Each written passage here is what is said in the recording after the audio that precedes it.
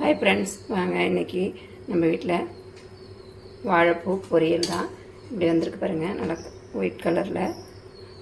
செய்கிறது ரொம்ப ஈஸிங்க. கடலைப்பருப்பில் பொரியல், கூட்டு, வடை எல்லாமே செய்யலாம். நான் பார்த்திங்கன்னா இன்றைக்கி பொரியல் பண்ணியிருக்கேன்.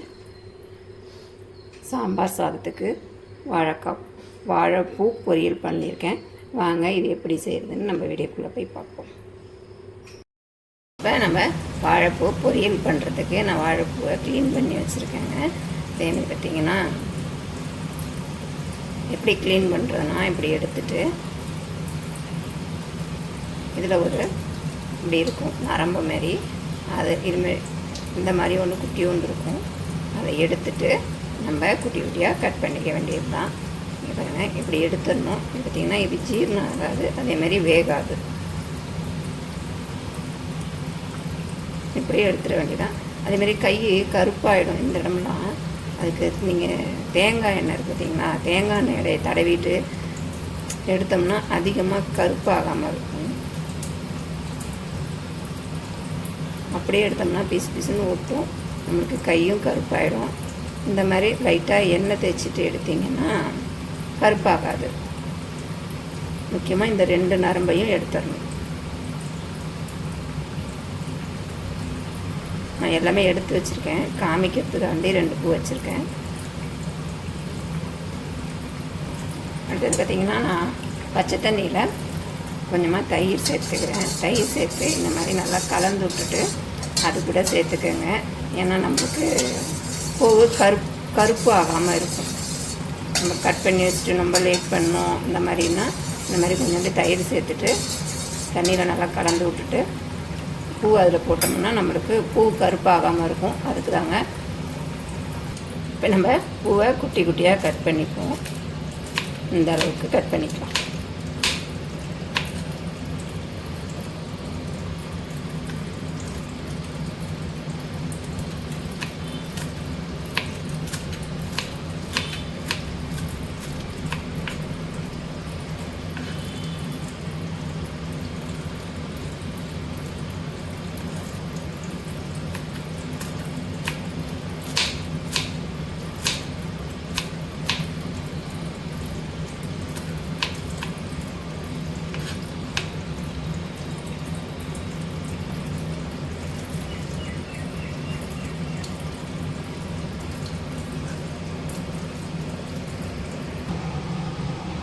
கடாய் காய்ஞ்சிருச்சு, நம்ம எண்ணெய் சேர்த்துப்போம்.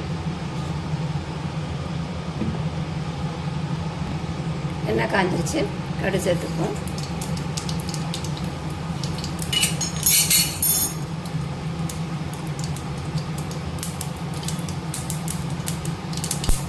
பார்த்திங்கன்னா காரத்துக்கு 3 பச்சை மிளகாய் 2 கீந்து வச்சுட்டேன், அதை சேர்த்துப்போம். அதுமாரி தட்டி வச்ச பூண்டு, வெங்காயம்,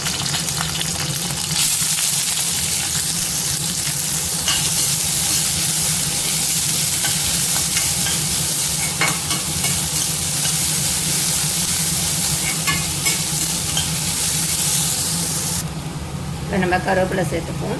பாருங்கள், வெங்காயம் ஓரளவுக்கு வதங்கிடுச்சு, ரொம்ப வதங்க வேண்டாம். நம்ம ரெடி பண்ணி வச்சுருக்க பூவை தயிரில் போட்டு வச்சுருக்கோம்ல, அதை நல்லா புழிஞ்சிட்டு இது கூட சேர்த்துப்போம்.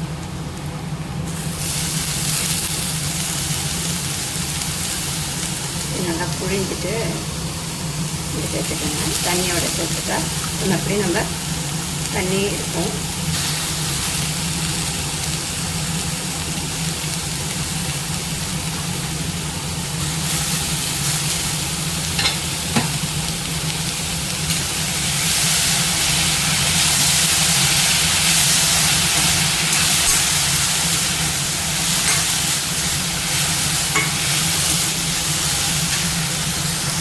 பூ வேகிறதுக்கு கொஞ்சமாக தண்ணி ஊற்றிக்கலாம், ரொம்ப வேண்டாம், கொஞ்சமாக.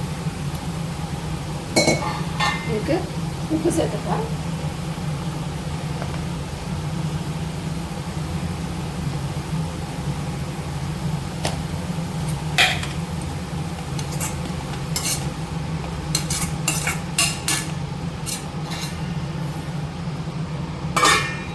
மூடி போட்டு வேக வச்சு இது கூட பார்த்திங்கன்னா 1 ஸ்பூன் அளவு நான் சிறுபருப்பை ஊற வச்சு வச்சுருக்கேன். அதை இது கூட சேர்த்துப்போம்.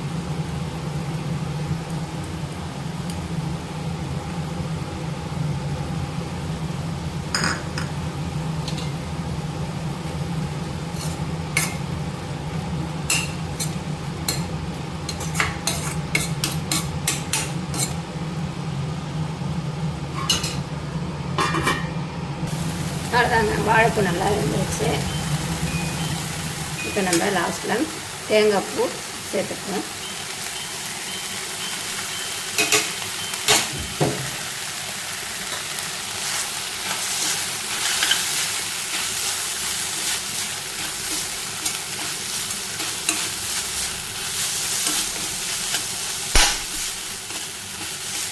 தேங்காய் பூ போட்டு ஒரு நிமிஷம் நல்லா கிளறி விட்டு எடுத்தோம்னா அருமையான வாழைப்பூ பொரியல் ரெடி ஆகிடுச்சு பாருங்க. இது பார்த்திங்கன்னா கசக்காது. நம்ம தேங்காய் பூ சிறுபருப்பெல்லாம் ஊற வச்சு போட்டுக்கோங்க. சிறுபருப்பு இதில் வெந்தும் வெகாத மாதிரியும் இருக்கும், பருப்போடு இருக்கும். அதுவும் ஒரு பக்கம் சாப்பிடும்போது நல்லாயிருக்கும் பாருங்க. நிறைய பேர் பூ கசக்குதுன்னு சொல்லிட்டு சமைக்க மாட்டாங்க. இந்த மாதிரி மெத்தடில் செஞ்சு பாருங்க. அவ்வளோதான். நான் பார்த்திங்கன்னா இன்றைக்கி சாம்பாருக்கு வாழைப்பூ பொரியல் வச்சுருக்கேன். காரக்குழம்புக்கு நல்லா இருக்குங்க. இன்னொரு வீடியோவில் சந்திப்போம். வீடியோ பிடிச்சிருந்தா லைக் பண்ணுங்கள், ஷேர் பண்ணுங்கள், கமெண்ட் பண்ணுங்கள், மறக்காமல் சப்ஸ்கிரைப் பண்ணுங்கள். இன்னொரு வீடியோவில் சந்திப்போம். பாய்.